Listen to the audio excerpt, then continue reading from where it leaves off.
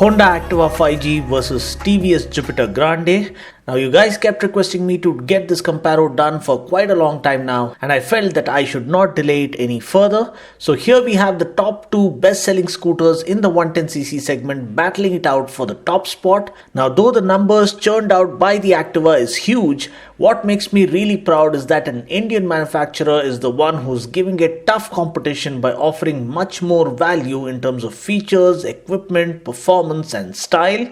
So if you're caught in a dilemma as to which one to go for, look no further, because this video is made just for you to make things clear such that you can make up your mind a lot more easily by the end of this comparo video. So without further ado, let's get started. First, let's talk about the pricing. The Activa 5G standard model is priced at Rs 55,500 ex-showroom here in Hyderabad, whereas the Jupiter basic model is priced at nearly 55,000. While the Activa has one more DLX variant priced at Rs 57,000, the Jupiter has four more variants with the top-end Grande model costing 63,000 ex-showroom. Now this might end up confusing the customer because the number of TVS Jupiter variants launched are one too many. Anyways, the good thing about these multiple variants of Jupiter is that it tries to offer something extra in each variant, which might again help the buyer be more clear and specific in figuring out what exactly suits his or her requirements. Say for instance, the Jupiter Classic offers best-in-class seat cushioning in the entire scooter segment, even including the 125cc scooters.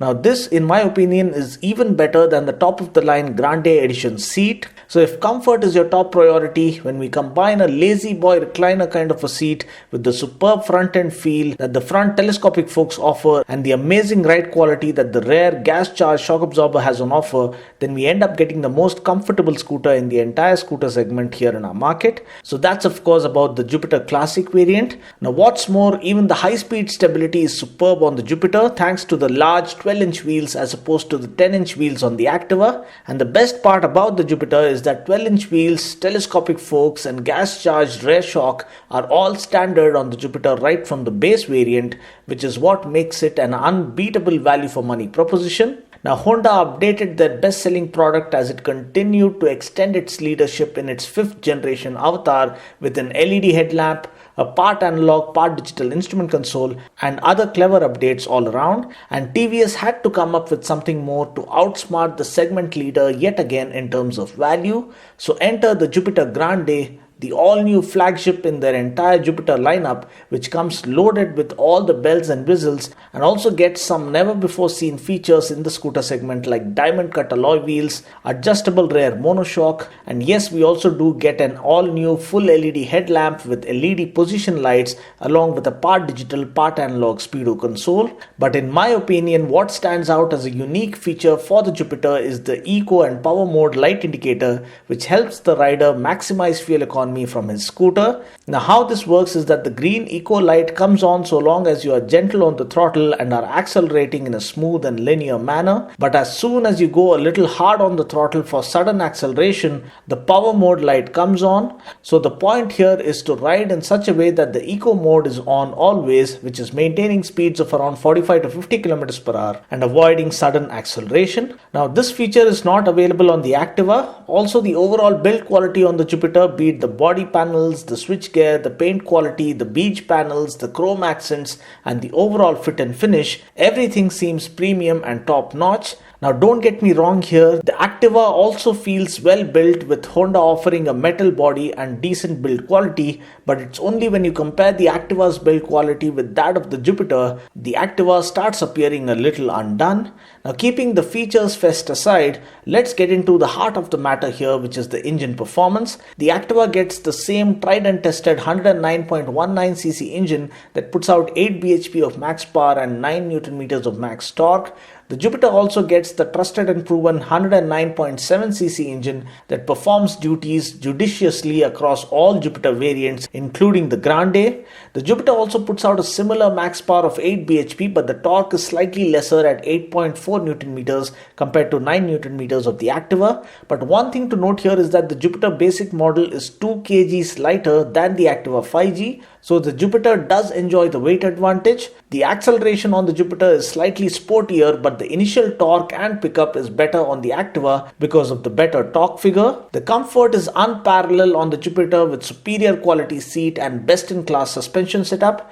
The Activa still suffers here because it still doesn't get telescopic forks, nor does it get a gas-charged monoshock at the back. The seat is also not as comfortable as that of the Jupiter. The Speedo console is almost even-steven for both with a part digital, part analog setup. The brakes are again good enough for both the scooters, and now that the Jupiter also gets sync brake system which works just like the combi brake system on Activa, the stopping distance is further reduced and the braking mechanism is also well controlled on both the scooters. Now looking at engine durability and longevity, I have friends who have been using Activa for over 10 years now, and the engine even to this day runs just as smoothly as it did when it was brand new. Now whether the Jupiter's engine can manage a similar lifespan is a big question. I do have friends who own Jupiter as well, but they have owned it for hardly 2 to 3 years, and so far they haven't had any major complaints. But I personally feel Honda engines are one of the finest in the world when it comes to engine refinement, performance as well as engine life, so I would say Honda would rank ahead of Jupiter in this aspect.